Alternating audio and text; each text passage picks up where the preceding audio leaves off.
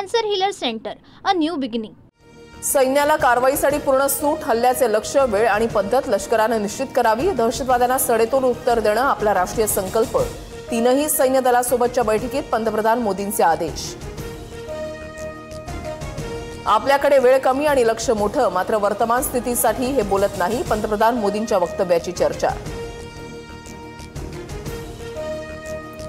भारत पाकिस्तानमध्ये 4 दिवसात युद्ध होऊ शकतं, पाकिस्तान संरक्षण मंत्री ख्वाजा आसिफचा दावा।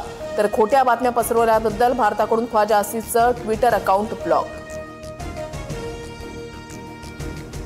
माजी पाकिस्तानी कमांडो हाशिम मुसा पहलगाम हल्ल्याचा मास्टरमाइंड। मुसानं स्थानिक दहशतवाद्यांसह हल्ला घडवून आणला।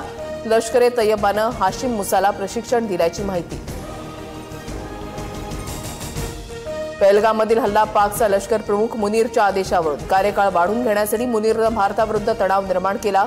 ज्येष्ठ पाकिस्तानी पत्रकार आदिल राजा यांचा मोठा दावा। ड्रग्सच्या व्यापारातून लष्कर तोयबाला आर्थिक रसद पुरवली। गुजरातच्या मुंद्रा बंदरातील जप्त ड्रग्सचा पहलगाममधील दहशतवादी हल्ल्याशी थेट संबंध। एनआयएचा सुप्रीम कोर्टात खुलासा। आरोपी हरप्रीत सिंग तलवारच्या जामिनालाही विरोध। पहलगाम हल्ला प्रकरणी झिपलाईन चालकाची एनआयएकडून चौकशी। अल्लाहू अकबर बोलणं स्वाभाविक। प्राथमिक चौकशीमध्ये झिपलाईन चालक मुजम्मिलवर संशय नाही। झिपलाईन करताना सेल्फी व्हिडिओ काढणाऱ्या ऋषी भट्टनं केला होता आरोप।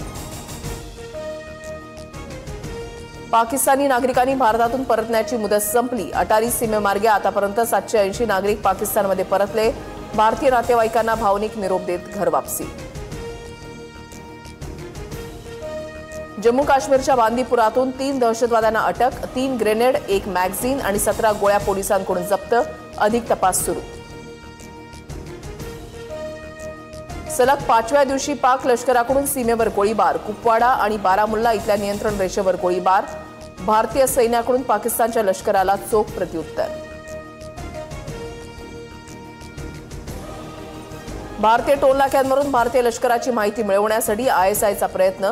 भारतातील टोलनाक्यांवर फोन करून घेतली जाते लष्कराची माहिती। लष्कराची किती वाहनं टोलनाक्यावरून गेली याची विचारपूस।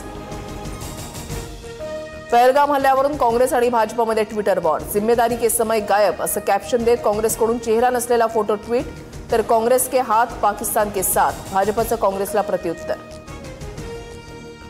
राजे रघुजी भोसलेंची लिलावामध्ये निघालेली तलवार राज्य सरकारकडून खरेदी। मराठा साम्राज्यामधील एक मौलिक आणि ऐतिहासिक ठेव आता महाराष्ट्रामध्ये येणार।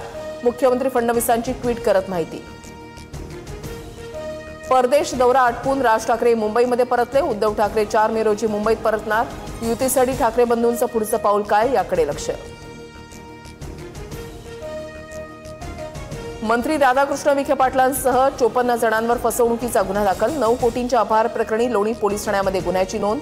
शेतकऱ्यांच्या नावे राष्ट्रीयकृत बँकांकडून कर्ज घेऊन शेतकऱ्यांना वितरित न केल्याचा आरोप। शेतकऱ्यांसाठी राज्य सरकारची नवीन पीक विमा योजना। इलेक्ट्रिक वाहनांच्या खरेदीमध्येही आणि टोलमध्येही सूट देणार। राज्य मंत्रिमंडळामध्ये निर्णय।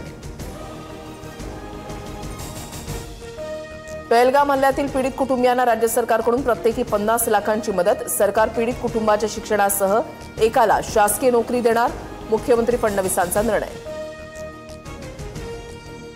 न्यायमूर्ती BR गवई सर्वोच्च न्यायालयाचे 52वे मुख्य न्यायाधीश असणार। राष्ट्रपती द्रौपदी मुर्मूंकडून नियुक्तीला मंजुरी। 14 मे रोजी मुख्य न्यायाधीशपदी शपथ घेणार। Cancer healer centre, a new beginning.